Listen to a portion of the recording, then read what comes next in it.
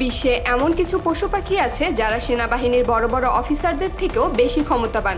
তারা এত পাওয়ারফুল যে তারা যেখান থেকে যায় সেখানে সকল সেনাবাহিনী তাদের স্যালুট করতে থাকে। তাদের কেউ মেজর, কেউ সার্জেন্ট, এমনকি কেউ কেউ ব্রিগেডিয়ার জেনারেল। চলুন আজ তাদের সাথে আপনাদের পরিচয় করিয়ে দেই। Sir Nils Olaf. পেঙ্গুইন সাধারণত বরফের রাজ্যে হাঁটাহাঁটি করে, মাছ খায় আর আরাম করে দিন কাটায়। কিন্তু নরওয়ে সেনাবাহিনীদের জন্য বিষয়টা একদম আলাদা। তারা একজন পেঙ্গুইনকে শুধু তাদের ইউনিটের অংশ বানায়নি, বরং তাকে ব্রিগেডিয়ার জেনারেল পর্যন্ত পদোন্নতি দিয়েছে।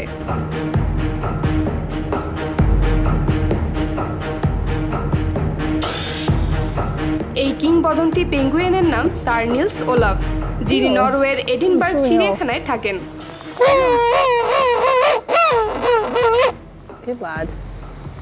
তার সঙ্গে নরওয়ে সেনাবাহিনীর সম্পর্ক শুরু হয় 1972 সালে। সে নরওয়ে সেনাবাহিনীর গুপ্তচর সদস্য হিসেবে কাজ করেছিল। এরপর তাকে গার্ডের অনারারি সদস্য হিসেবে নিয়োগ দেওয়া হয়। কিন্তু এখানেই শেষ নয়। বছরের পর বছর পদোন্নতির মাধ্যমে তিনি কর্পোরাল থেকে মেজর জেনারেল পর্যন্ত উঠে আসেন। 2016 সালে স্যার নিলস ওলাফকে ব্রিগেডিয়ার পদে উন্নতি করা হয়। এই মর্যাদাপূর্ণ পদোন্নতির সময় নরওয়ের 100-এর বেশি সেনা তার সামনে কুচকাওয়াজ করে এবং তাকে আনুষ্ঠানিকভাবে সম্মান জানানো হয়। তার বিশেষ পোশাকও রয়েছে, একটি ছোট্ট সামরিক ব্যাজ, যা অন্য অফিসারদের মতোই গর্বের প্রতীক।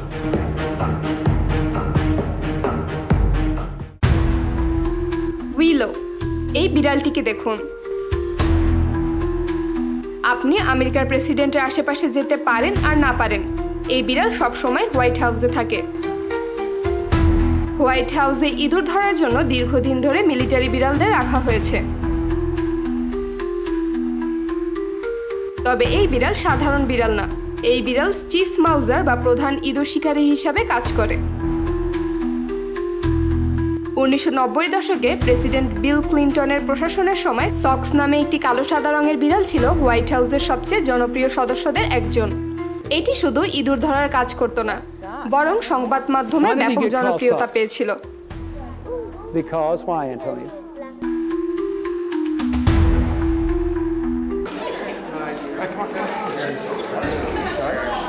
সক্স বিভিন্ন প্রেস কনফারেন্সে উপস্থিত থাকত।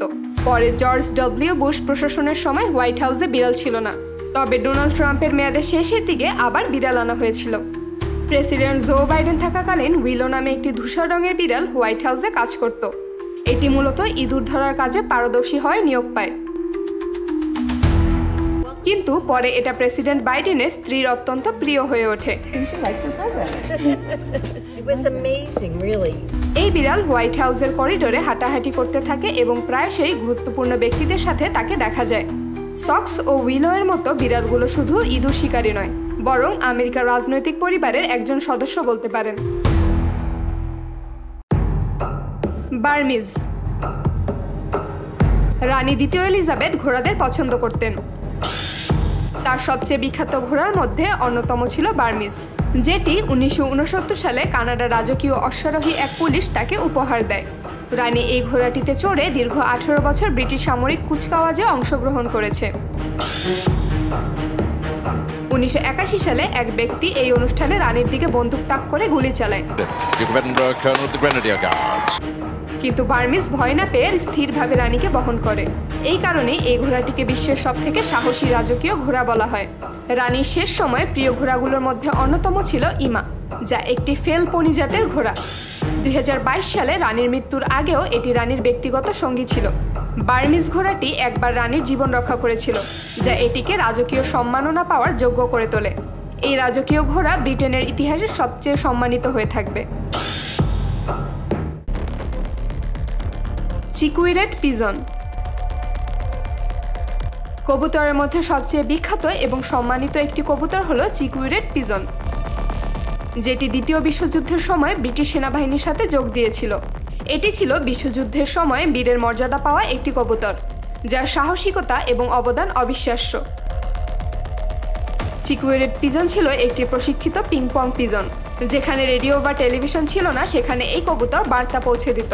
এটি কানাডিয়ান সেনাবাহিনী থেকে পাওয়া একটি কবুতর ছিল। যার বিশেষ অবদান ছিল মার্চ 1942 সালে। চিকুই রেড পিজন এক সাহসিক মিশনে অংশ নেয় যখন অন্যান্য যন্ত্রপাতি কাজ করছিল না। এটি 42 মাইল দূর থেকে খবর পাঠিয়ে দেয় এবং সফলভাবে শত্রু বাহিনীর অবস্থান সম্পর্কে জানায়, যা ব্রিটিশ সেনাদের জন্য খুবই গুরুত্বপূর্ণ ছিল। যুদ্ধ শেষে পশুদের জন্য দেওয়া সবচেয়ে বড় সম্মাননা তাকে প্রদান করা হয়। মিলিটারি বি। বিশ্ববিদ্যালয়ের গবেষকরা সম্প্রতি এমন একটি প্রযুক্তি উদ্ভাবন করেছে যার মাধ্যমে মৌমাছিকে প্রশিক্ষণ দেওয়া হয় বোম শনাক্ত করতে। এই গবেষণায় মৌমাছির স্বাভাবিক তীক্ষ্ণ ঘ্রাণ শক্তিকে কাজে লাগানো হয়। মৌমাছিকে বিশেষভাবে প্রশিক্ষিত করা হয় যাতে তারা বম্বের নির্দিষ্ট গন্ধ শনাক্ত করতে পারে।